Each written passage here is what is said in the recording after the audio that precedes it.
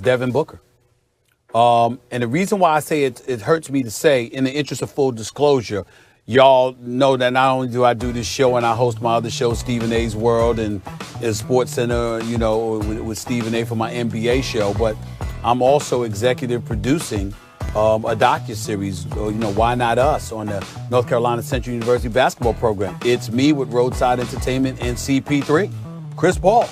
And the reason why I say it hurts me to say this is because I love Chris Paul and I love his game and I love the fact that he's an all-star. But if you're going to pick a Phoenix Sun, it was supposed to be Devin Booker before Chris Paul. That's my issue. I look at all of these guys. All of these guys on the squad are deserving of being on the squad. Somebody was going to get snubbed, and we get that. But when I look at the Phoenix Suns, you're 20-10. Okay, you're 20-10. You're the top 4 seed in the Western Conference as we speak. Okay, Devin Booker is leading the way with 24 a game on 50% shooting.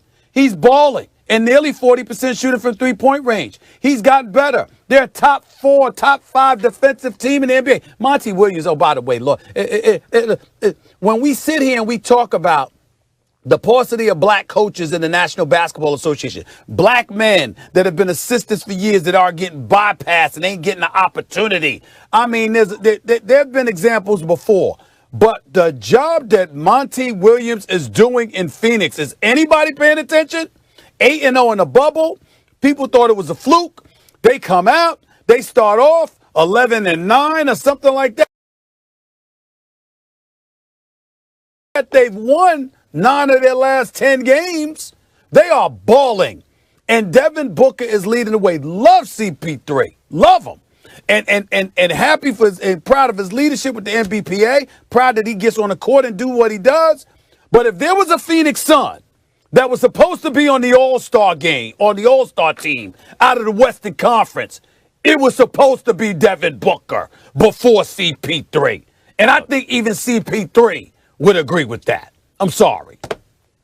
Look, I'm glad you brought up who should be left off, because you can say whatever you want about a snub. It's only a snub. Now tell me who you're going to snub who's on the team. So I agree with you, by the way, on the Western Conference. If you talk about guards, Devin Booker ahead of CP3, and that's saying a lot. CP3's been great. But I'll tell you something else. Devin Booker has to be on the team. He has to be on the team. I don't care what you have to do, because it's an all-star game. And the star appeal and the spectacular nature of someone's game has got to matter in a tiebreaker. Even sometimes, I'll tell you who. Paul George, the great two-way player, he's having an all-star season, the whole thing. You want to say, well, actually, technically, he's more valuable because of this and that. I would take Devin Booker before I took him. I got to be honest. I would take Devin Booker before a whole bunch of guys. They were 8-0 in the bubble. They were undefeated in the bubble. They win twice as much as they lose this season. And his game reminds me of, we talk about attitude and who reminds you the most of the Mamba mentality and everything. But his offensive game reminds me of a little mini Kobe Bryant. Like, what can't he do offensively in terms of scoring? Devin Booker's got to be on the team. Look, Stephen A. Max, I don't disagree with either one of you. I strongly believe that Devin Booker should be on the team, and I do believe he got snubbed. But here it is.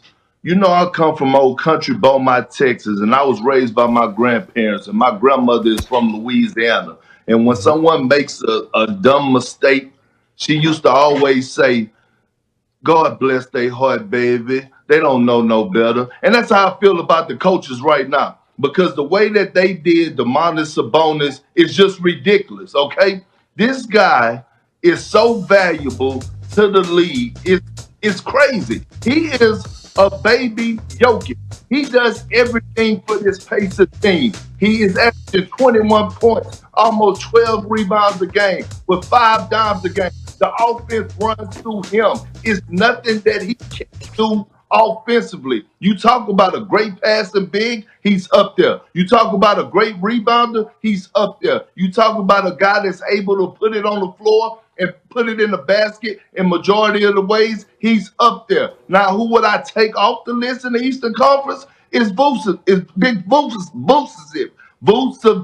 I always struggle with his name. But I would take him off for the simple fact that the coaches vote for the reserves, okay? And they always want to move the goalposts, and they say, oh, we want to vote someone in that that is performing at a high level individually and impacting winning. The Orlando Magic are not winning right now. So how did he make it above Sabonis? Well, Sabonis has to get his just due, and I feel like he was the biggest snub. That's a good choice. I still don't think it's bigger than Devin Booker, but that's a damn good choice that you make. I know we got to move on. The only thing that I want to say is, Big Perk, I got to get on you about something. If you want somebody to come at you on a debate show, man, you can't be bringing up grandma. How we going to disagree with grandma? You can't do that to us. I mean, what we supposed to do? We can't come back at you and hey, we don't care about what grandma did. No, of course we do. We can't say anything about grandma. You can't do that to us. That's handicapping us, man. Louisiana slang out there, because when they say bib, he be saying that a lot. That's all. Okay. All right. I'll go with Stephen that. A., I'm trying to get Granny on the radio show. Yeah, I'm trying to get Granny on the radio show. And I'll tell you something else. I think she wants to come on, and Perk is keeping us apart. That's right, Perk. I said it. Nah. I want Stone on first take. That's who I want on first take. I want the little one right there, Mac. You remember? That's who I want on first take. That's who I want to see on first take. That's what I want to see. I'm sorry.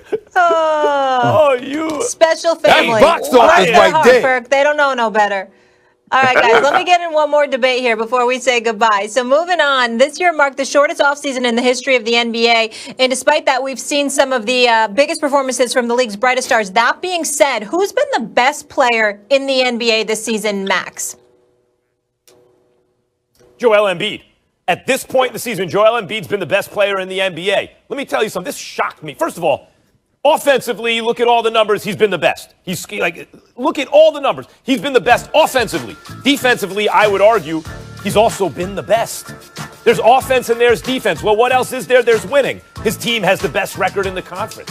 They can't win without him. Much better record with him than without him, in spite of the fact that Simmons is also playing very well. No, it's Joel Embiid, and here's something that blew my mind. Guys, do you know who has the highest scoring average per 36 minutes in the history of the NBA for their careers? For their careers, because Jordan's number 1, KD is number 3, Kobe's on that list in the top 10. Number 1 per 36 minutes for his career after he dropped 50 the other day? Joel Embiid. People don't know. And this year, guys, he's in shape and he's healthy. He's been the best player in the league so far. Well, with all due respect to GOAT LeBron James and Joel Embiid and Big Jokic, the best player in the league this year, February 24th, 2021, has been James Harden. Look, not only is he the best player, he's the best point guard in the league. And if you look at what James Harden has been doing this season is arguably his best season of his career. Yes, he's only averaging 25 points, but we all know he's capable of averaging 30. He's done it the last 3 years, averaged 30 plus a night. But look, on top of that, he is averaging his highs in rebounding at 11.6. He's averaging, at assists, he's averaging 11.6 assists, leading the league in assists. He's averaging 8.5 rebounds, his career high. He's averaging a career high of shooting 50 from the field. So let me take you down memory lane for a second. The Brooklyn Nets just went on a West Coast trip. First stop, Golden State Warriors. James Harden goes into Steph Curry Arena and gives him that business. They take a bus ride to Sacramento. He goes down. Been hearing the chatter about De'Aaron Fox. He gives them that work. And then on the back-to-back, he goes to Phoenix without Kevin Durant and without Kyrie Irving, being down 21 at the half, while the Phoenix Suns Compton, where he was born and raised, and take on